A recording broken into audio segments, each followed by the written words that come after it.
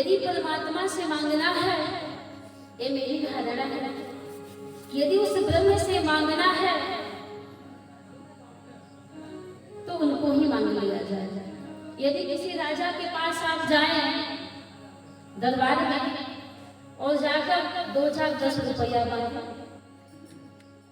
तो राजा के लिए भी शर्मिंदगी की बात होगी और मांगने वाला भी मूर्ख साबित होगा कि अरे बड़े दानी के पास आए हो, महादानी के पास आए हो तो ऐसा कुछ मांग लो, इतना मांग लो कि कुछ दिन तुम्हारे जीवन का गुजर बसर हो जाए। तो राजा के पास जाओ तो कुछ ऐसा मांग लो, तो सबको मांगने भी नहीं आता है। तो इस जगत का मालिक दाता राजा है कौन?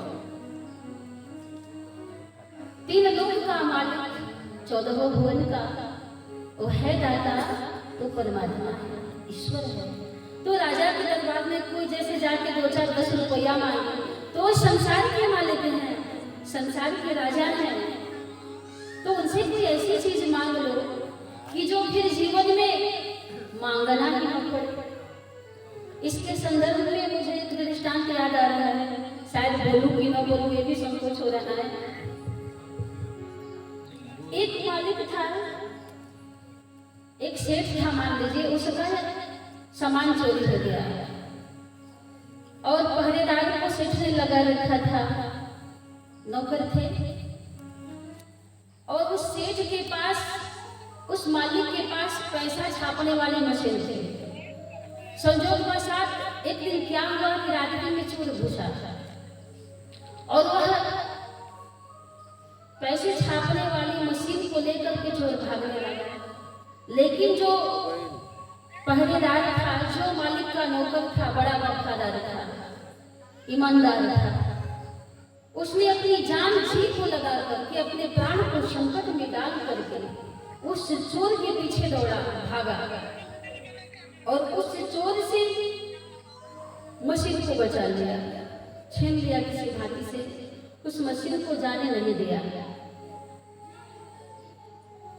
इस घटना को जब वह पहरेदार, द्वारपाल, सेवक, नौकर अपने मालिक को बताता है तो मालिक बहुत ही खुश होकर के कहता है कि आज मैं तुमको बहुत खुश हूँ, बहुत प्रसन्न हूँ, तुम मुझसे कोई चीज मांग लो। आज तुमने मेरी बहुत ही कीमती सामान को, मशीन को बचाया है, मैं तुम्हें कुछ देना चाहता हूँ। नौकर ने कहा नहीं महाराज, मैं आपका सेवक हूँ, दास हूँ, यह तो मेरा कर्तव्य है, आपकी सुरक्षा करना, आपकी वस्तुओं की सुरक्षा करना, ये मेरा परम धर्म है। मैं आपसे इसके बदले में उपहार क्यों लूं? मैं इस उपकार का प्रति उपकार नहीं आपसे चाहता हूँ। मालिक जी बहुत प्रसन्न थे। सेठ ने कहा कि नहीं नहीं कुछ मांग लो। तो कहा कि जब मालिक इतने प्रसन्न है तो कुछ मांग लिया जाए। तो उस नौकर ने कहा कि महाराज मुझे कुछ नहीं चाहिए, मैं यही चाहता हूँ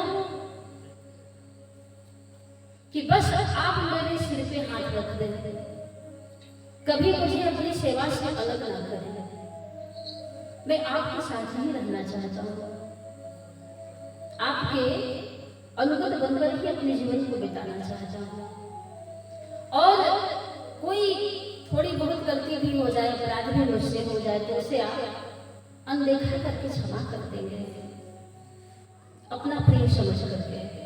सेठ ने कहा कि मैं चलो तुमको वचन देता हूँ, अब मैं तुम्हें अपने दरबार से कहीं नहीं जाने दूंगा। तो इसका मतलब क्या है? इस दृष्टांत का अभिप्राय क्या हुआ कि वह सेवक ही, वह पहरेदार ही, वह नौकर ही क्या है? भक्त है, और जो सेठ है वह मालिक, वह भगवान है। तो जैसे उस सेवक ने, भक्त ने अपने सिर पे अपने सेठ का, मालिक का हाथ रखवा दिया, उसी तरह से हम भी अपने परमात्मा से ऐसा कुछ मांग लें कि फिर जीवन में मांगना ही न पड़े। तो मैं तो ये कहती हूँ कि अपने राम से, अपने कृष्ण से अरे कुछ मांगना ही है तो इतना मांग लो कि जीवन में फिर कुछ कमी न रह जाए, कुछ मांगना न पड़े किसी और के यहाँ। ये नहीं कि गंगा में जाए तो गंगा दास, जमुना में जाए तो जमुना दास, प्रयाग में जाए तो प्रयागदास, तो फिर यह व्यभिचारिणी बुद्धि हो जाएगी। अनन्यता आपके अंदर एकत्व नहीं रह पाएगा। आज जब तक व्यक्ति एकत्व नहीं होता है, अनन्य नहीं होता है, उसके जीवन में कुछ मिल नहीं पाता है। चाहे इस दुनिया की बात हो, चाहे इस लोक की बात हो, चाहे परलोक की बात हो, जब तक हम अनन्य नहीं होंगे, एकता नहीं आएगी हमारे मन में। जब तक हम एकादशी में नहीं होंगे तो जीवन में द्वादशी पुनः अपनाए, एकादशी को अपना लेंगे। एकादशी का मतलब एक दशा में हो जाना। इसकी कभी मैं व्याख्या करूंगी कि एकादशी है क्या। तो मांगना है तो ऐसे कुछ मांगिए अपने राम से। मैं कहती हूँ कि राम से राम को मांग लो।